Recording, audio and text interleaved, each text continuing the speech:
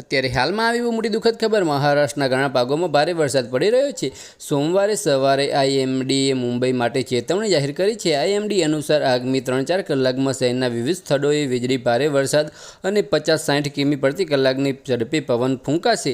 સવારથી પડી રહેલા વરસાદને કારણે પનવેલ સ્ટેશન પરિસરમાં ટિકિટ કાઉન્ટર પાસે પાણી ભરાઈ ગયું હતું। આ કારણે બહારથી આવતા લોકોને સ્ટેશન પહોંચવા માટે દિવાલ ચડીને જવું પડે છે। અંધેરી સબવે બંધ છે। આ મુખ્ય માર્ગ અંધેરી પૂર્વને અંધેરી પશ્ચિમ, વર્સોવા 7 બંગલા, 4 બંગલા, અંબોલી, જુડુ, જોગેશ્વરી પશ્ચિમ સાથે જોડે છે। તે બધામાં 2 થી 2.5 ફૂટ પાણી ભરાયેલું છે।